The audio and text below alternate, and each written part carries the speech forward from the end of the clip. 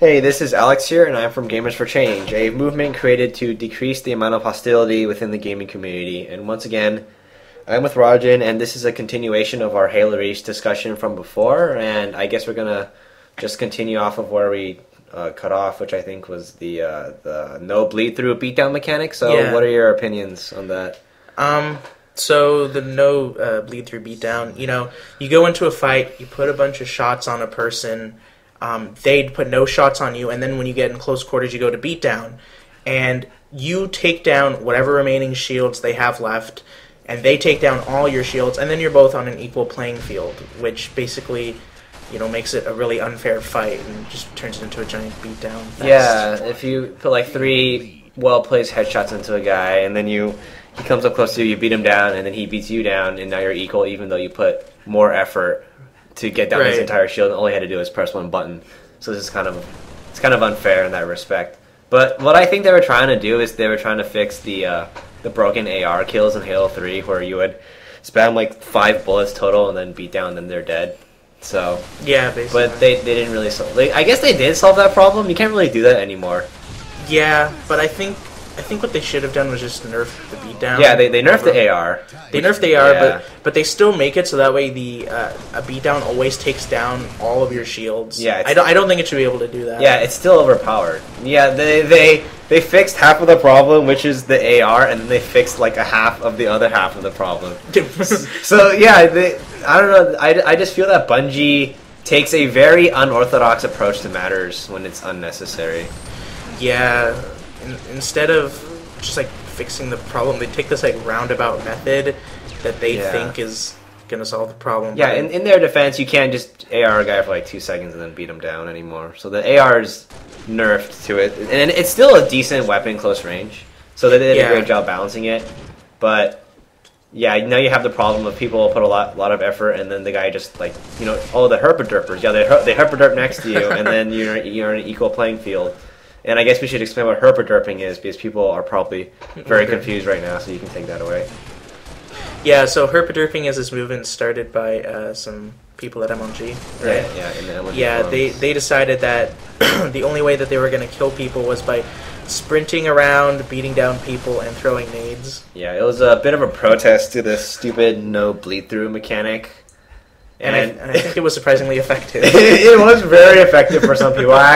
I actually do it sometimes, not on purpose, but when I run out of ammo. Yeah. I'll sprint up next to the guy, like, beat down, get the ammo. It's like, yeah. I think it's a lot better than it should be. Yeah. Yeah, but what do you think about beatdowns relative to Halo 3 beatdowns? Relative to Halo 3 beatdowns, I actually like it better.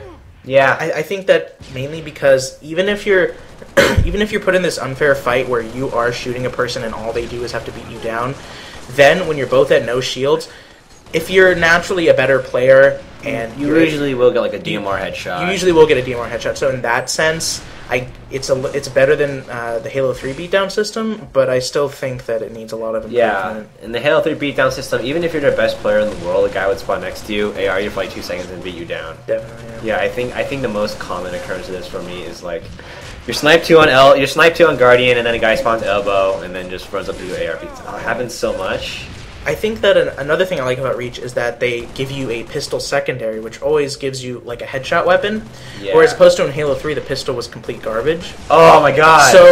So if you are in a situation where you are, quote unquote herpaderped, you have a decent headshot weapon in order to finish the fight. Yeah. And prove that you're better. You're better, right? Yeah, the guy with more skill will still win a good amount of the time. But in Halo 3, you had this god awful AR beatdown. Oh yeah, and yeah, what I really hated about the pistol is that sometimes I would forget about it, and then like I spawn in flag on pit, and then I run to snipe, and then I switch because I only think I have one AR and then I have no secondary, but then I switch my AR for the sniper. And I'm just stuck with the sniper, and then I'm like, oh crap, and then sometimes I get in a fight.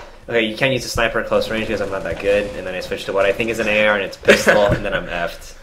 But I guess we should move on to the rest of... Oh yeah, one of the most important things I think about Reach is decreased mobility, so what's your opinion on decreased mobility? Oh yeah, so basically you jump like, I don't know, half as high, I guess, as you do from Halo 3, and you move, like, if you'll notice, when you switch between games, you'll notice that your mobility in Reach is a lot slower. So it makes it even slower. It makes the game even slower on top of the things that we've talked about, like perks and bloom.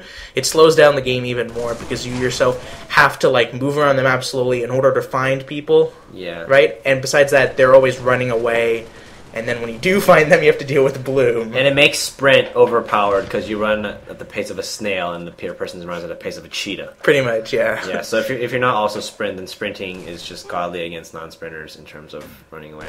But Right. I guess they're trying to provide some incentive to make you pick up sprint. Yeah, I guess it's... So I kind of see what they're trying to do here. They're trying to give each perk its own advantage. But don't you feel that the grenades are overpowered because of the decreased mobility?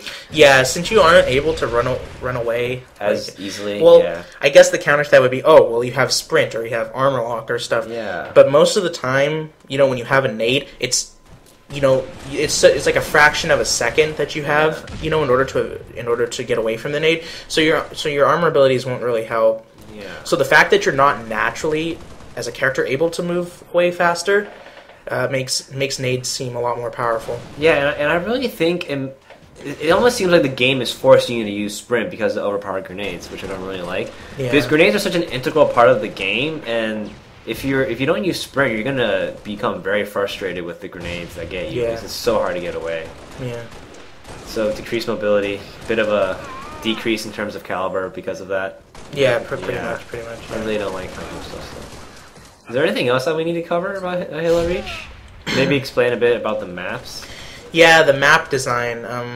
I really don't like how a lot of the maps are just like these multi-layered, like 4 or 5 story, buildings that it's so hard to find people because you're like, oh, are they above me or below me? And the radar system now, the shade of red that the... Yeah, I actually like that about it. Yeah, that's actually something good. It's very innovative. It's helpful.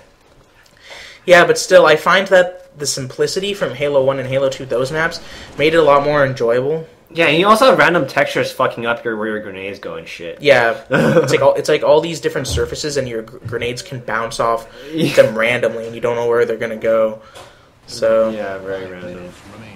Like in Halo 2, the surfaces were a lot smoother, just because they didn't have the ability to create these, like nicely textured surfaces. Yeah. So you like when you threw a grenade, or even when you were moving, you didn't stumble over something. Like I always find myself stumbling through doorways. Hey, I just didn't kill a guy who wasn't playing as a matter of principle. That makes me awesome. Okay, continue. So what was I saying? Oh yeah. So I find that in like Halo 3 and Halo Reach, since there's like these added elements of texture, when you're trying to run away from a battle, you encounter these like little parts of the map that just make it really weird. Okay, and then we're out of time again, so this wraps it up for maybe a part 2. I don't know. Do you think there's anything more we need to cover about the Reach? I don't think so. Okay, so this is the second and final part of Halo Reach review. Goodbye. See you guys.